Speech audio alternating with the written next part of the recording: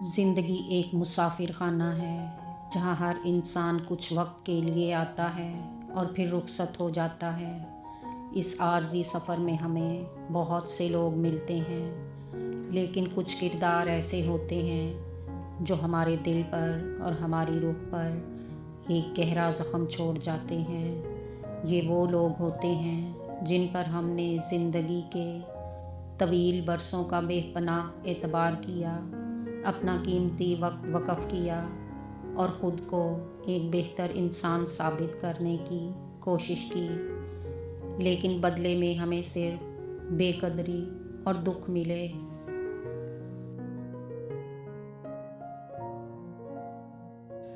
گناہوں کا بوجھ تھا مگر چہرہ ہنستا رہا، دل کالا ہوتا گیا اور ضمیر سوتا رہا۔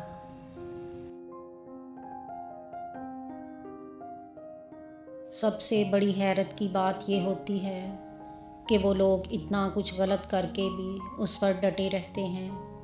ان کے خیال میں انہوں نے کچھ غلط کیا ہی نہیں ہوتا، انہیں کوئی شرمندگی نہیں ہوتی اور نہ ہی ان کا ضمیر کبھی انہیں ملامت کرتا ہے۔ یہ آخر کس طرح کے لوگ ہیں جن کا ضمیر بالکل مر چکا ہے؟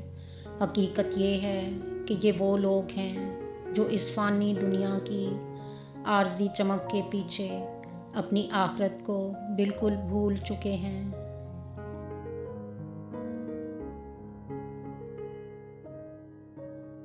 جب کوئی انسان مسلسل ناانصافی اور گناہ کا راستہ چن لیتا ہے تو اس کا انجام کتنا ہولناک ہوتا ہے، اس کا اندازہ ہمیں قرآن پاک سے ہوتا ہے۔ سورۃ المطففین میں اللہ رب العزت کا ارشاد ہے کہ نہیں بلکہ ان کے دلوں پر ان کے برے اعمال کا زنگ لگ گیا ہے۔ یہ قرآنی حقیقت ہمیں بتاتی ہے کہ جب کوئی انسان بار بار دوسروں کا دل دکھاتا ہے اور ظلم پر ڈٹ جاتا ہے تو اس کے دل پر ایک ایسا سخت اور کالا زنگ جم جاتا ہے جو اس کے اندر سے شرم، حیا، خوف خدا اور انسانیت کے احساس کو ہمیشہ کے لیے ختم کر دیتا ہے، پھر وہ پتھر دل بن جاتا ہے۔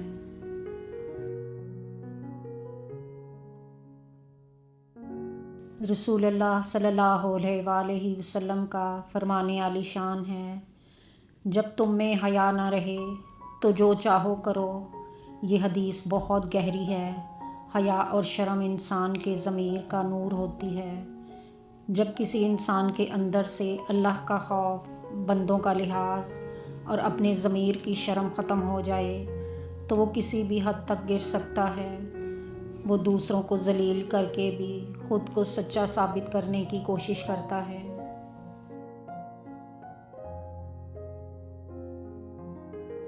کچھ دل عجیب ہوتے ہیں، پتھر سے بھی سخت، نہ اشک اثر کرتے ہیں، نہ سچ کی کوئی دستک۔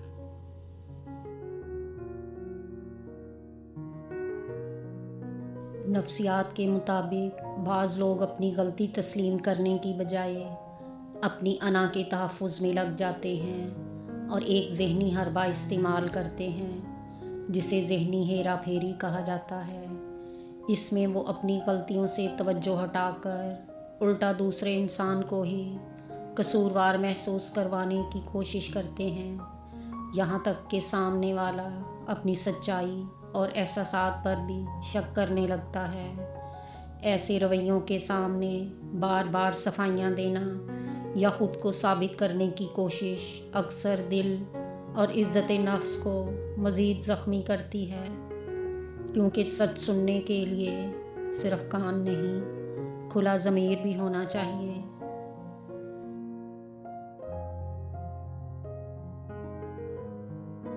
بعض لوگ دوسروں پر ظلم کر کے یا ان کی حق تلفی کر کے اپنی عارضی طاقت کی اکڑ میں اندھے ہو جاتے ہیں، لیکن وہ نادان یہ بھول جاتے ہیں کہ انسان کی اکڑ کی ایک حد ہوتی ہے مگر اللہ کی پکڑ کی کوئی حد نہیں ہوتی۔ انسان جب اپنی انا اور اکڑ پر آتا ہے تو وہ مخلص دلوں کو کچلتا ہے اور ہر غلطی کے بعد پشیمان ہونے کی بجائے الٹا اپنے تکبر پر ڈٹ جاتا ہے۔ لیکن جب اللہ اپنی پکڑ پر آتا ہے تو وہ بڑے بڑے غرور کرنے والوں کو مٹی میں ملا دیتا ہے۔ یاد رکھیے کہ اس کی پکڑ ہمیشہ بے آواز ہوتی ہے۔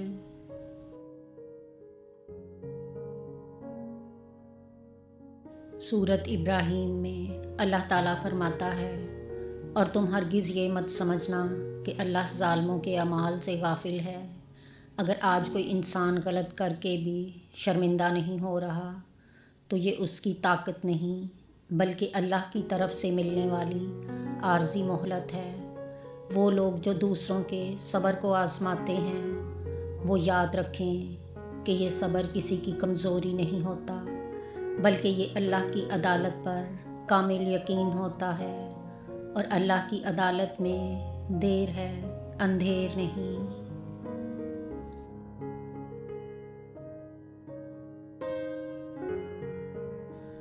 حضرت علی رضی اللہ تعالیٰ عنہ کا قول ہے، شرم عقل کی زینت ہے اور بے شرمی جہالت کی نشانی ہے۔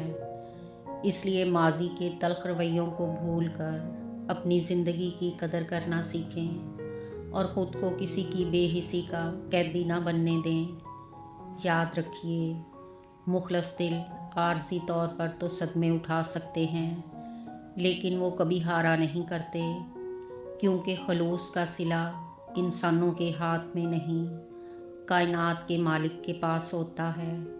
اپنے مخلص ہونے پر پشیمان ہونے کی بجائے اللہ پر توکل کے ساتھ مسکرا کر ایک نئے سفر کی طرف آگے بڑھیں۔ اللہ ہم سب کو حیا والا اور ضمیر والا سکون قلب عطا فرمائے۔